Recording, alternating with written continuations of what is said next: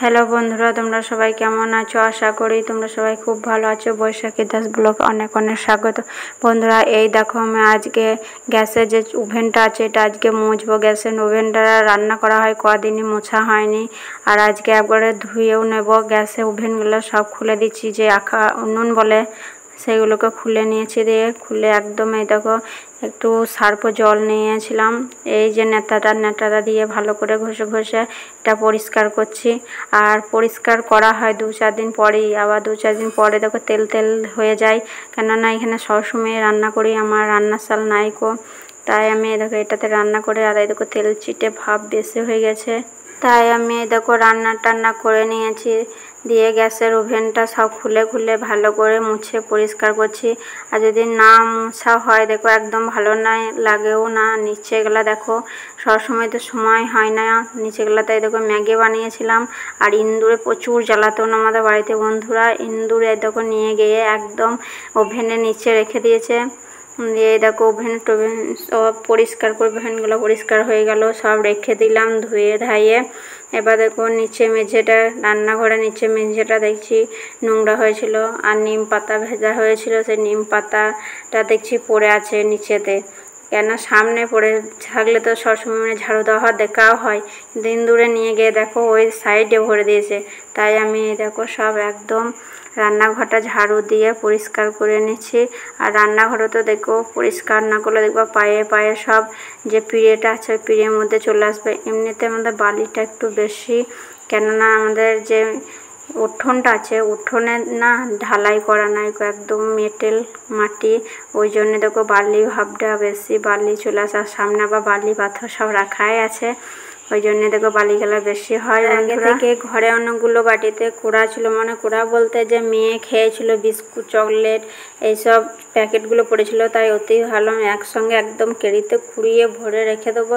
ওই জন্য রান্নাঘরে দেখো সব এক জায়গাতে জড়ো করি, দিয়ে কেড়িটার মধ্যে সাইডে ফেলে দেবো। আমাদের তো ধরো সার কুড়ি নেই, বাইরে আসতে হবে নালির কাছে ফেলতে, সেই জন্য একদম রান্নাঘর টান্নাঘর সব পরিষ্কার করে নিয়ে দিয়ে সাইডে লেগে সব ফেলে দেবো। তাই আমি দেখো পরিষ্কার করছি রান্নাঘরটা। আর এই যে দুপুরবেলায় এত রোদ গরম কি বলবো তোমাদের, একদম গরমে আর মনে হচ্ছে না থাকি। আর গরমটা বেশিই ছিল, বাপরে কি গরম, দুপুরের দিকে যেমন গরম সেই রকম রোদ, এক ফোঁটা বৃষ্টি হয়নি, আর এত গরম বাপরে বাপরে।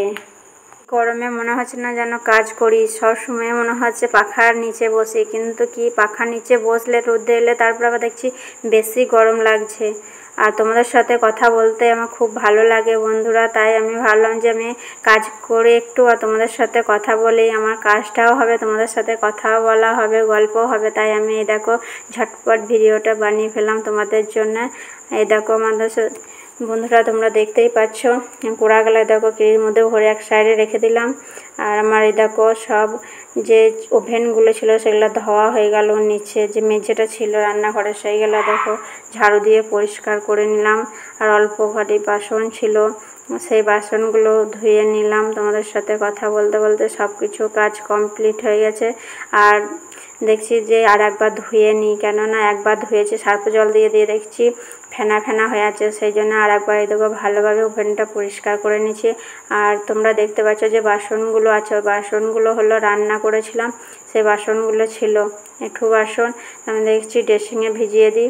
একে এই সাইডগুলো তাকগুলো সব ভালোভাবে পরিষ্কার করে নেবো, ওভেনটা পরিষ্কার করে নেবো, মুছে নেবো, তারপরে বাসনগুলো ধোবো। না বন্ধুরা, সারাদিনে তো কাজ করতেই হবে, কাজে কোনো শেষ নেই বাপরে। রান্নাঘরে দেখবে তেল চিটে ভাব হয়, সেই জন্য একটু দড়িয়ে না মুছলে উঠেও না। আর দেখবো রান্নাঘর পরিষ্কার না থাকলে দেখবো ভালো লাগে না গো। আর বন্ধুরা আমার রান্নাঘর পরিষ্কার করা হয়ে গেলো, তোমাদের সাথে কথা বলতে হাত ধুয়ে নিলাম। এই গরমে কমপ্লিট করলাম। কেমন বাইরে রোদ দেখা, একদম রোদে থাকার না, যে দেখতে পাচ্ছ রোদের ছটা দেখো তোমাদেরকে দেখাচ্ছে ঘুরে, এত রোদ বাপরে।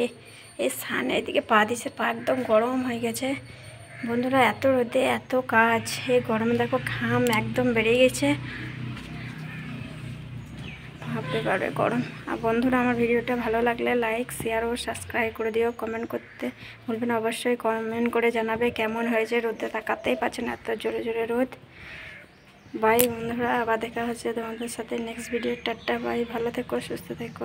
আর ভিডিও দেখার জন্য সবাইকে থ্যাংক ইউ।